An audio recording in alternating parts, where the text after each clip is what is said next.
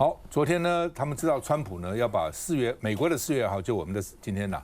定为解放日 （Liberation Day）。但是解放什么东西啊？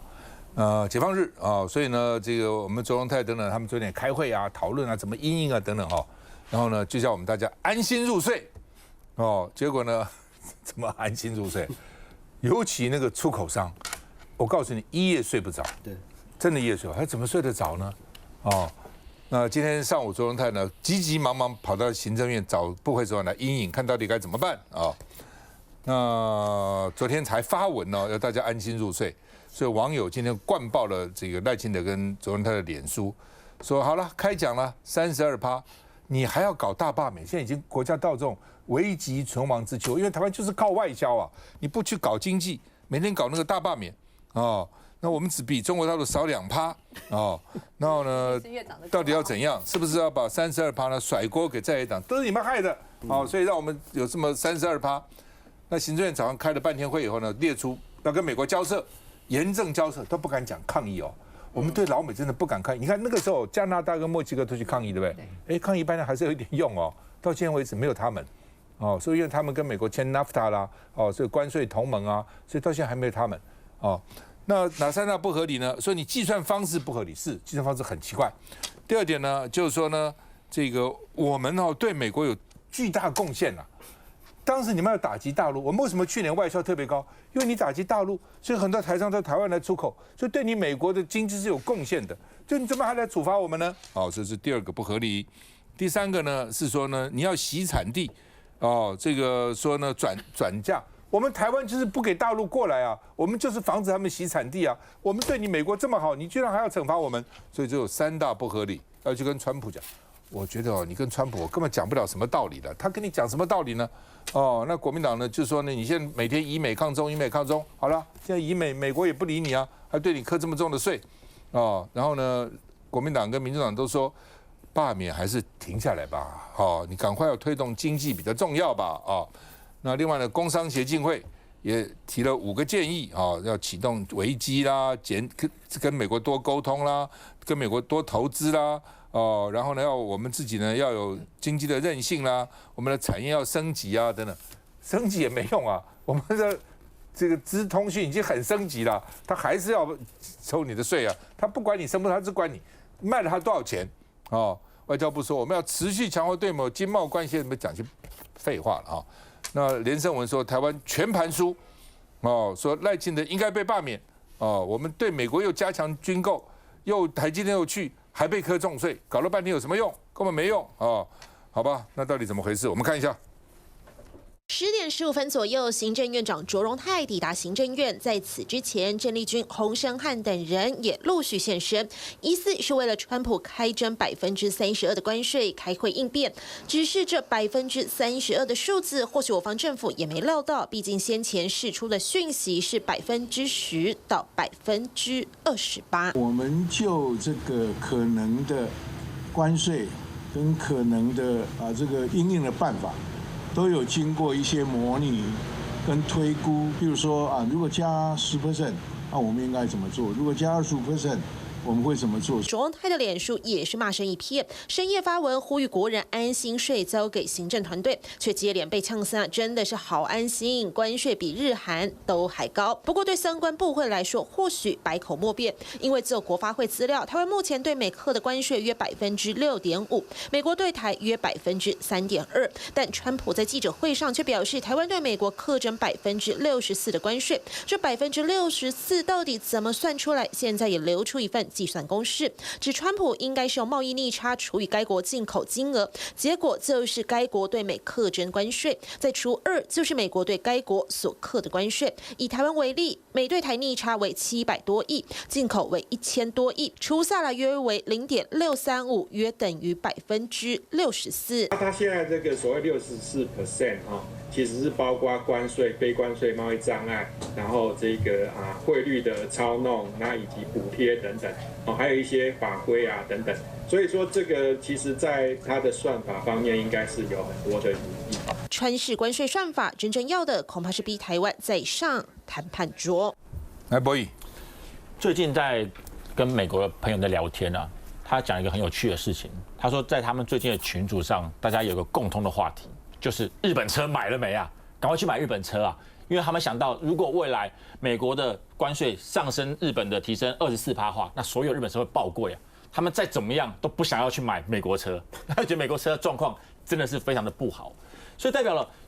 川普的这个关税措施，不只是全世界恐慌，连美国人自己内部都有不少的恐慌，在最严重的问题啊。但问题是，对于川普苛征台湾32%高关税的这个措施啊，是只有影响到所谓的台积电跟所有的高科技产业吗？当然不是啊，因为所有产业都会被严重影响，尤其台湾是一个非常依赖国际贸易的国家。美国是台湾第2大的外销市场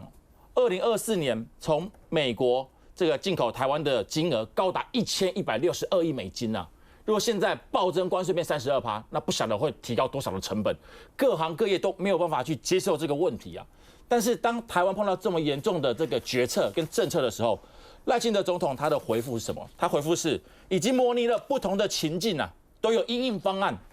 卓荣泰院长更好笑，深夜发文啊，说政府有准备，风险可管控，对产业有支持，请各位朋友安心入睡，我们明天见。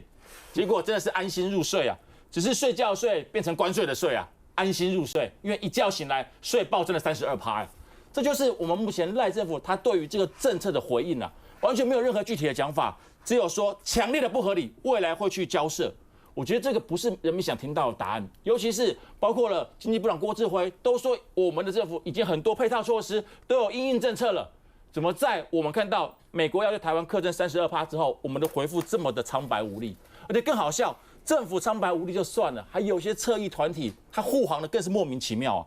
绿营侧翼怎么说？他说这一次啊，美国对台湾课征32%的关税啊，不是重点啊，重点是川普的那张对等关税表啊。他的 country 那一栏国家才是重点，因为他把台湾跟中国列成2个不同国家了，所以代表川普是认为台湾跟中国是一边一国，台湾是独立的国家，还这样自我安慰啊！我真的不懂了，都到现在这个时刻了，台湾非常多的贸易商都活不下去了，居然我们的一些绿营的侧翼在意的是川普认为台湾是国家，真的拜托不要这样自我安慰，也不要再自己觉得很高兴了。赖政府赶快去想一下有没有什么反制措施，当然不一定有用，但是我觉得态度要拿出来了。包括之前南韩也是对于美国有很大的态度，包括要提供很多关于晶片资料的问题。结果呢，后来当然他们的价钱的金额沟通过，也降低了不少。所以现在虽然美国要求台湾要提高关税32%，但中间还有一段可以商量的时间，怎么利用这段时间让台湾的伤害降到最低？我觉得这才是对于整个国家最重要的事情。刘生是，川普是对全世界一起加关税，有时候他并没有特别的针对台湾。那我们看到川普的这个行动，最主要是对这个全世界想要重新开启这个贸易谈判，这个是一个明枪的这样的一个手法，并不代表说这是最终的结果。所以所谓对台湾有32%，也不是最终的结果。那为什么川普为什么美国要启动这样的一个谈判？最主要是因为过去这个全球化的时代，当初这个 WTO 就是在谈判这个多边贸易谈判的时候，我们就是卡住了，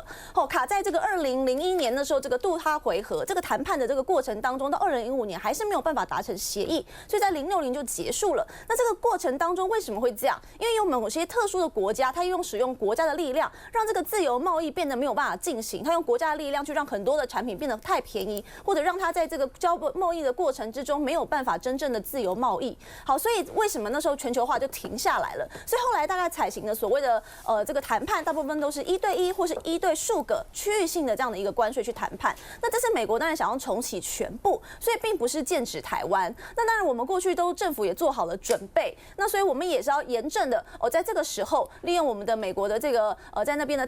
谈判代表来做这个相关的谈判。那其实这个谈判不见得完全是不好的，也就是说这个谈判可以重新为台湾的某一些这个企业、某些产业来做一个洗牌或重新的这个安排。比如说刚刚谈到很多汽车的部分，台湾真的是针对台湾的裕隆汽车真的是多加补助、多加补贴，也保护了多年。可是其实它一直没有造出真正的台湾国产车，导致我们必须买很贵的进口车。借由这样的贸易谈判，我们也有机会买到更便宜的进口车。我想这个谈判不见得完全是负面的。那最重要的是政府要想办法在谈判的过程中，让我们的产业受到最小的损失。那我们正在做。那不久之后，总统跟行政院长也都会出来以记者会的方式来跟大家说明最新的状况。休息一下再回来。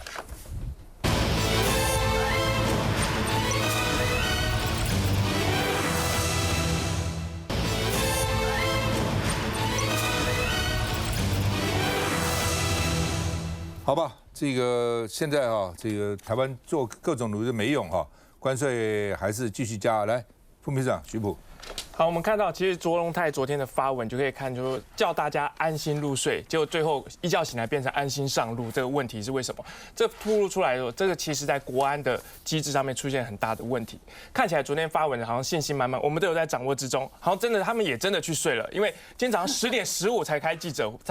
开会议，下午才要开记者会。正常来讲，如果已经预知到所谓的川普政府他要加税，其实很多人都很紧张，睡不着。国安会议应该彻夜就是去紧盯这件事情。早上不应该是告诉我们说有3大不合理，应该是告诉我们3大措施，反制措施是什么？你讲的3大不合理，其实在座的各位大家其实都知道不合理啊，但是你讲出来只会讲说不合理，那不合理在哪里？然后这样讲一讲之后就不知道要做什么。但是我们现在要讲的时候，除了这个国安机制失灵之外，其实还要看到刚刚讲到很多的丧事喜办的这些侧翼们就开始说啊，你看证明了台湾是国家，甚至于有一些人讲说，哎，没有，你看中国大陆其实它这个实际商品要缴55%以上，台湾比他们少啦，所以我们台湾还是比较好的。但重点里面有看到一个，其实对赖清德的本命区其实造成冲击的。大家在谈的很多是科技的产品，其实在传统的农产品这一块其实有一个冲击是什么？我们都会说台湾是兰花王国。其实台湾进口到美国的兰花占了40%左右，这么高。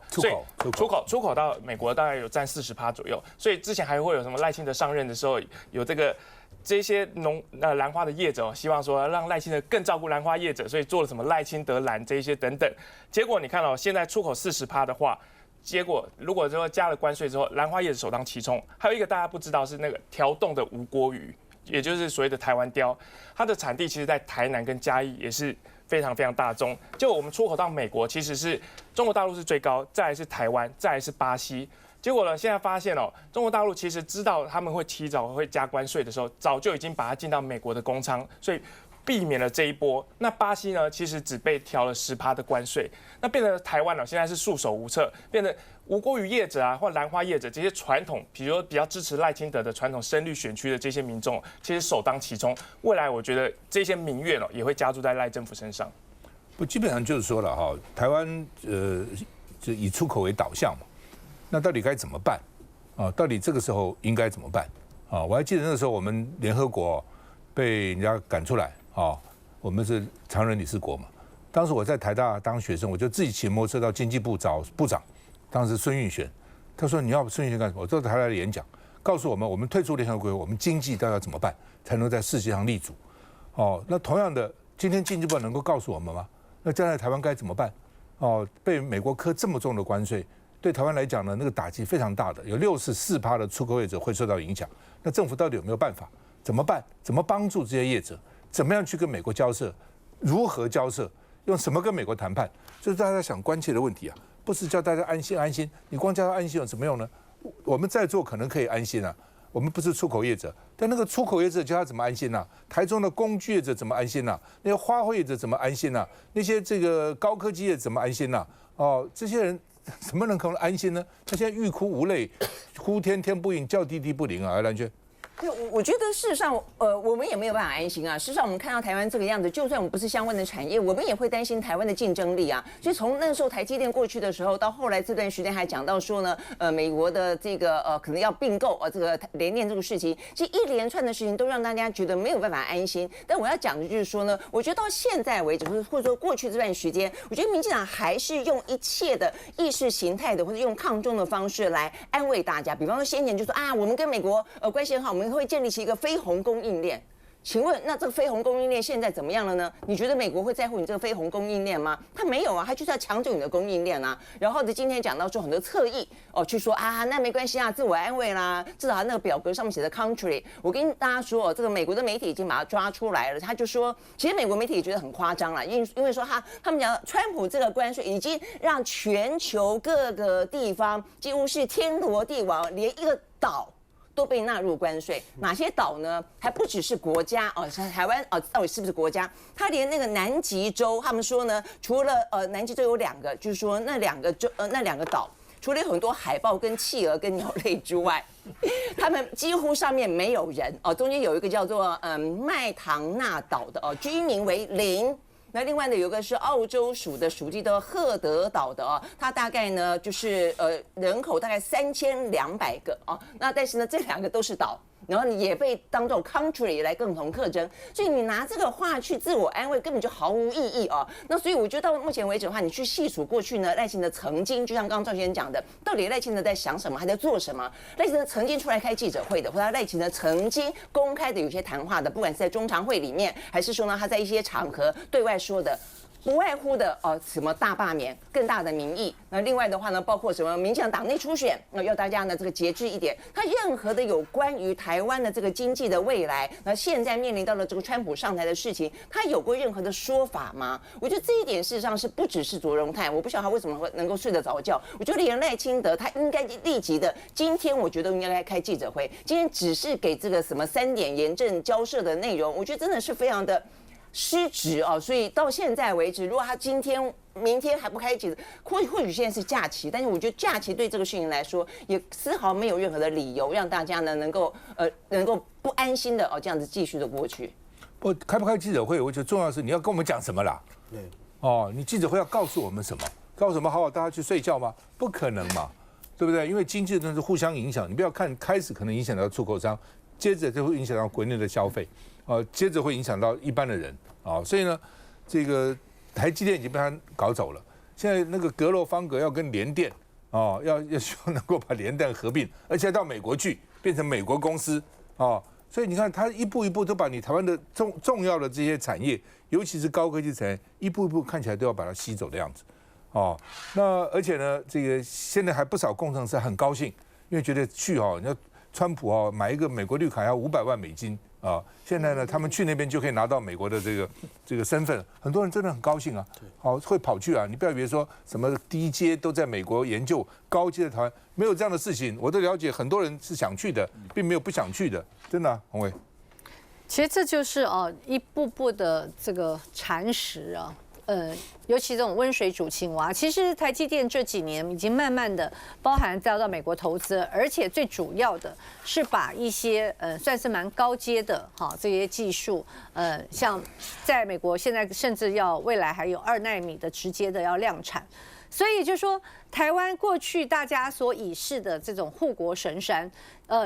不管是在我们的产业的领先，或者是在地缘政治里面让台湾有一个保护伞，而这个半导体的产业如果慢慢的通通移向美国的话，那么我们所能平视的是什么？其实我一直觉得就是说这一次为什么会引起大家一个高度的一个重视，我为大家盘整一下今年1到3月台湾发生了什么样的一些经济的大事情。那比如说台积电到美国设厂大家都知道1000亿美元。好，今天这个美国要对台湾科32%的这个惩罚性关税这个大家也很清楚。那比如说从金融市场里面，大家知不知道新台币贬值？好，今年这个第一季新台币贬值贬得很厉害。那大家也说，哎呀，这是全世界嘛，也不是针对台湾。可是问题是其他亚洲货币除了越南盾越南也的状况跟台湾差不多了除了越南盾跟台币贬值之外，其他的都在升值。所以如果你今天觉得是因为地缘政治的关系等等之类，是因为川普政府上来，可是为什么在其他的货币在升值，其他亚洲货币升值，而新台币在贬值？那再告诉大家一个大家也很关心的外资。今年的3月份，单3月份，台湾的外资的这个净汇出超过4000亿台币，4200亿。那么今年1到3月份汇出多少呢？净汇出多少？超过6000亿。那可能大家讲说，王慧你讲这个，大家也不晓得那到底是多还是少啊？去年全年的我们的外资净汇出6900亿，所以你就可以知道，今年第一季我们发生了这么多事情，台积电要走了，然后我们要被科高关税了，我们的外资在出逃了，我们新台币在贬值了。可是大家想想看，大家回想一下，我们的行政院、我们的经济部、我们的财政部，请问一下，他们有没有什么些重大的经济的对策？没有啊。你所知道在政府里面告诉你的是什么呢？总预算、蓝白3预算，然后行政院大举的这个部会首长、内阁阁员去来讲总预算怎么样被删，怎么样被删，卫生纸没有了，灯不能开了，电梯不能动了。所以我刚才讲的这些经济大事，而且这是台湾近几年来都没有发生过的事情，在行政院里面，请问大家有看到有讨论吗？没有讨论。他刚讲严正交涉，我们有没有去交涉过？今年初，行政院派了一组人，因为川普上来了，所以他派了一组人，就是要去交涉的。我也觉得非常奇怪，我问了很多次，我说为什么经济部长你自己不带团去了？那去年去了那么多次，然后今年就没有去。那有一位次长，哈，一个美女次长叫姜文若，哈，因为她原来是国贸出身的，到了那边。到现在为止，没有人知道他到底跟谁谈过。我们所了解的资讯，他跟商务部也好，或者贸易代表署都没有见到高层，因为台积电是直接进到那个白宫，好，台积电自己去谈，他们能谈的人，我们政府能谈的人是台积电，就是人家台积电的借到高官，我们完全不能。所以整个交涉回来之后呢，完全也不晓得有任何对策。比如说这次我们大家都已经预料到，我们这次的这个美国会有一个高关税，所以你看到没有？那个郭志辉在回答这个媒体问的时候，他说我们有想啊，如果提个10%的时候，我们的对策是什么？20%的对策是什么？然后 stop 做，因为我们的估计最多20%到25%，20%到25%了不起了。你知道我们很多的专家因为得到的资讯太有限了，大家所有在那边模拟的大概最高就是25%，没想到啪一下，现在32%给你，所以大家全部都傻眼了。我们连收集资讯的能力都没有，就是我们现在的现况。所以为什么大家才特别提到？如果我们的政府还不能够做出具体的政策的因应，然后还在搞一些政治的斗争，想尽办法啊，总预算的蓝白乱3预算呢、什么事情不能蓝白3预算呢、疫苗不能蓝白3预算，什么叫蓝白3预算？我请问一下，美国科你32%，是不是蓝白3预算造成的？又要把这些责任丢给在野党了吗？不过洪威，我是不乐观的。就越是我们看到这些搞政治人，越是国内发生这些事情，他不能解决，他越转移焦点，没错，他越要制造一个恐怖的气氛。哦，哇，这不得了了哈！你看看啊，这个我们要想办法用其他的政治方面的事物呢，来转移经济方面的焦点。休息再回来，一定。